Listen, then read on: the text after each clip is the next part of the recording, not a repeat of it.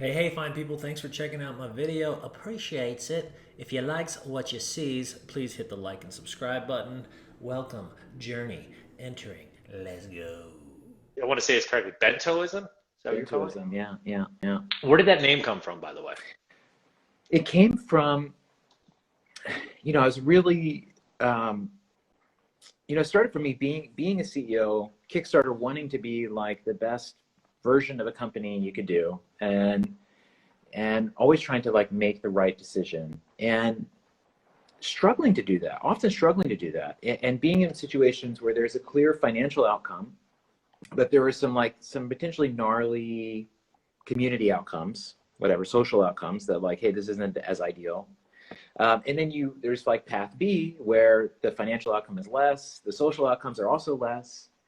And you find yourself in like a 50-50 call where you're like, what are we supposed to do? And in the end, what happens is that the rational language of money wins out because everything else just feels like feeling based. And at the end of the day, you don't want to, you want to make a defensible decision. You're trying to do the right thing. And what I came to feel was that we lack a language for those moments. We lack like a common language where we can have like an intelligent conversation that considers the various priorities and, things you have to balance.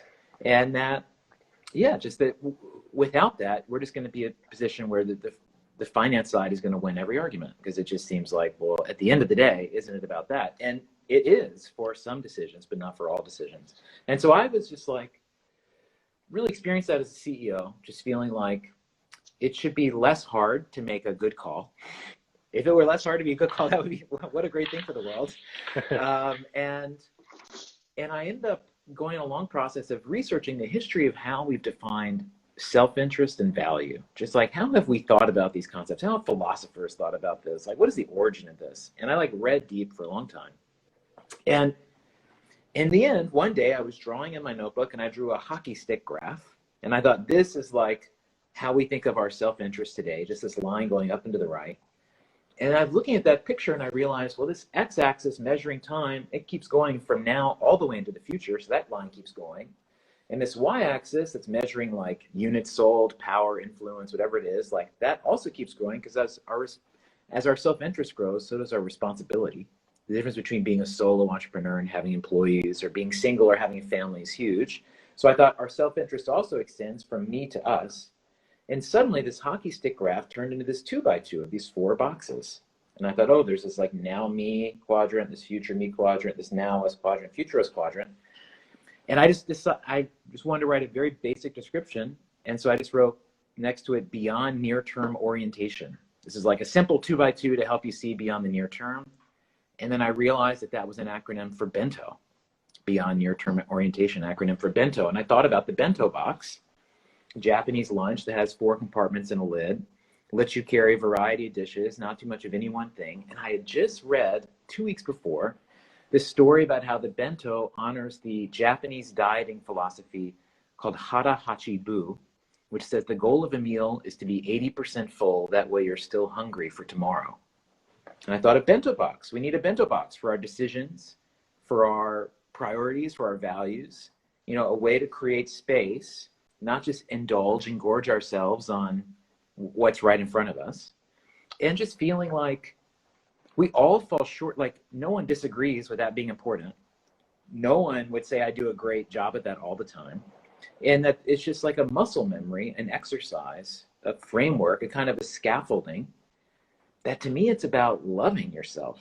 It's about knowing what you're good and bad at and helping yourself and trying to do so in a way that's consistent. And so for me, it initially started this place of like deep philosophy. And then it just came out in this like very simple thing of just 4 boxes.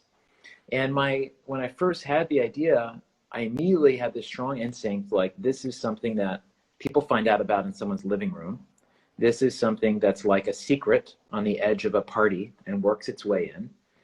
And so I was living in LA at the time, and I reached out to a friend who hosted salons in her house from time to time. And I was like, I need to present this idea I've had to strangers and see whether or not I throw up. And like, just what happens? What happens if I try to pitch this?